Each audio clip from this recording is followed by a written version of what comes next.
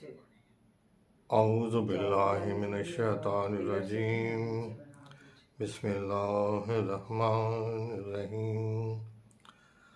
سورہ نمل کی آیت نمبر 89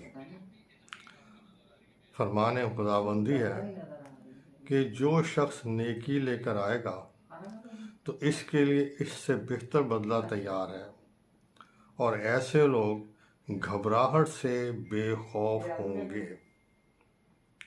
اس سے اگلی آیت میں اور جو کوئی برائی لے کر آئے گا تو ایسے لوگ اوندے منہ دوزخ میں ڈال دیے جائیں گے۔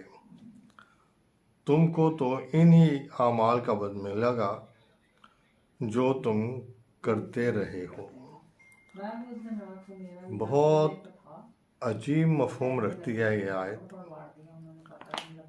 یہاں پہ نیکیوں کا ذکر نہیں ہے، بلکہ ایک خاص نیکی کا ذکر ہو رہا ہے کہ جو وہ لائے گا اس کو اس روز کوئی خوف نہیں ہوگا، اور جو کوئی یہ نیکی نہیں لائے گا، یعنی جو برائی لائے گا، وہ برے حال میں ہوگا۔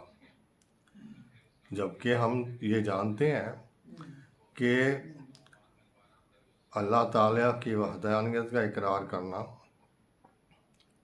نبی کریم کے رسالت کا اقرار کرنا اور روز جزا کا اقرار کرنا، اس سے آدمی مسلمان ہو جاتا ہے۔ اور اس کے علاوہ اعمال صالح جب وہ کرتا ہے، یعنی نماز، روزہ، حج، زکوٰۃ، یہ سارے چیزیں وہ کرتا ہے، تو یہ نیکیاں ہی تو ہیں۔ یہ نیکیاں کہاں چلی گئیں اس وقت جب ایک نیکی کا ذکر ہو رہا کہ اگر وہ نہیں آئی تو گویا اس روز خوف ہوگا۔ ہمیں حدیث کی کتابوں میں ملتا ہے، بڑی مستند حدیث میں ملتا ہے کہ کچھ لوگ حوض کوثر پہ نبی کریم کے پاس لائے جائیں گے تو فرشتے گھسیٹ کر ان کو جہنم میں لے جائیں گے۔ وہ جو حوض کوثر تک پہنچ گئے، وہ ظاہر ہے حساب کتاب کروا کے گئے ہوں گے وہاں پہ،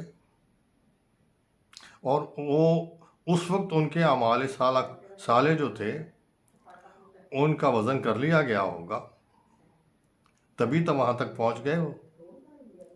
لیکن اس کے باوجود وہاں سے ان کو گھسیٹ لیا جائے گا اور دوزخ میں ڈال دیا جائے گا۔ کیوں؟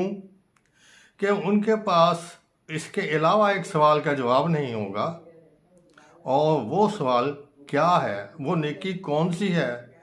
اگر آپ غور و فکر کریں تو احادیث کی کتابوں میں ہمیں یہ بھی مل جاتا ہے کہ ایک شخص تمام اعمال صالح کرے، نماز، روزہ، حج، زکوٰۃ یہ کرتا رہے، اور طواف کرے اور سعی کرے، اور وہیں پہ حرم میں ہی اس کی موت واقع ہو جائے، تو وہ جنت کی خوشبو تک نہیں پائے گا اگر اس کے دل میں ولائے محمد و آل محمد نہ ہو۔